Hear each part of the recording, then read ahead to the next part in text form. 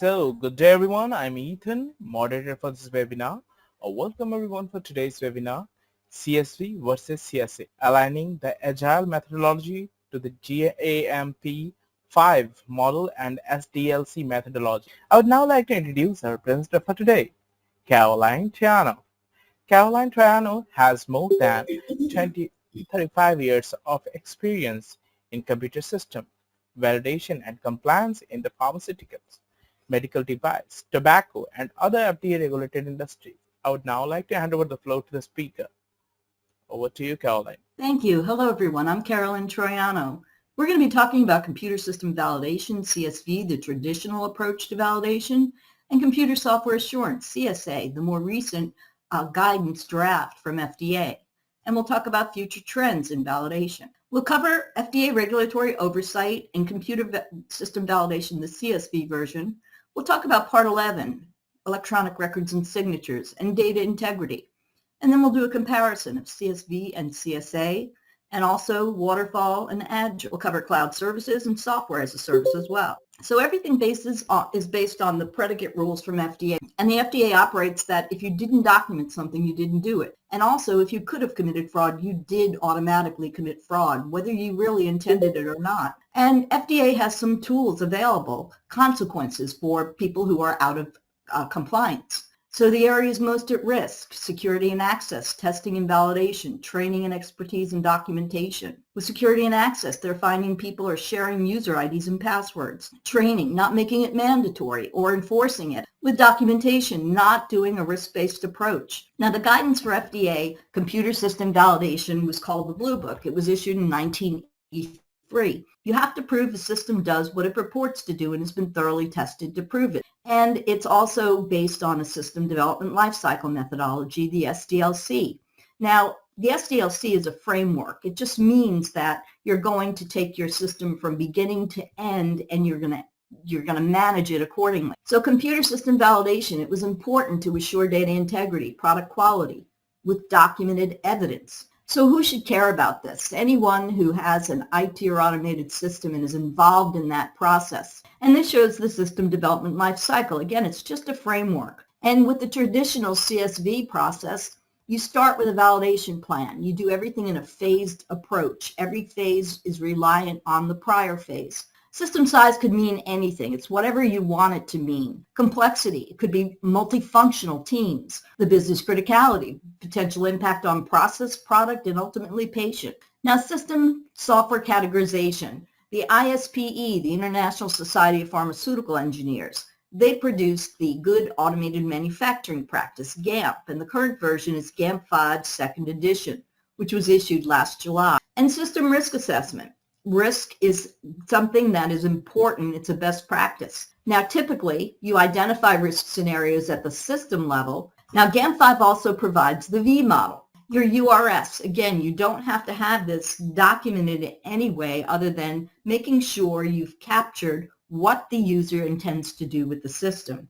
And then the detailed functional requirements. Requirements must be unique, uniquely identified, testable, and feasible. Only include requirements that represent functions you're going to use. And just to look at requirements and how they are shown here, business requirements come from many, many sources. And this is just a list. So the non-functional, the system requirements, and critical requirements, because these are part of recent trends where FDA has been picking up that people are not looking at these. They're not testing them during validation. Other types of non-functional or system requirements in testing: installation qualification, the operational qualification, and performance qualification. So a detailed test plan showing that you're covering IQ, OQ, and if PQ is part of it, PQ. But PQ is not mandatory. Now, you can purchase an IQ, OQ test package from many vendors. And when you're doing testing, there are 3 types of errors. So every deviation that you come across has to be investigated for the root cause. You should have a deviation log of some type. If code has to be corrected, you may have to go back to square one and start over with installation. And the requirements traceability matrix. It used to be that it was requirements, design, and test scripts. And your summary report showing you did things to plan, or if you deviated, why you still believe the system is now in a validated state. Once your system is in production, on day one of go live, you already have to have in place everything to maintain the system in a validated state. And now we'll talk about 21 CFR Part 11, electronic records and signatures. Now Part 11 is a law. So Part 11 lets you replace lets you replace paper with electronic and handwritten signatures with electronic signatures. Requirements for record retention and review don't differ whether it's paper or electronic.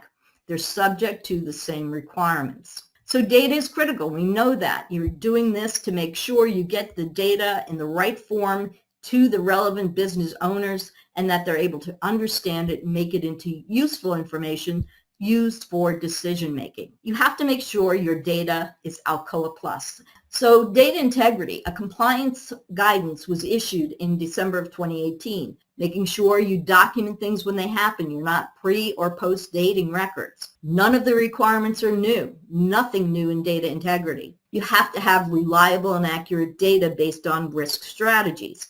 You have to show that the intended use is tested. So a workflow has to be from end to end. You can use a combination of technical and procedural controls. We're going to switch gears and talk about CSA, CSV, computer software assurance.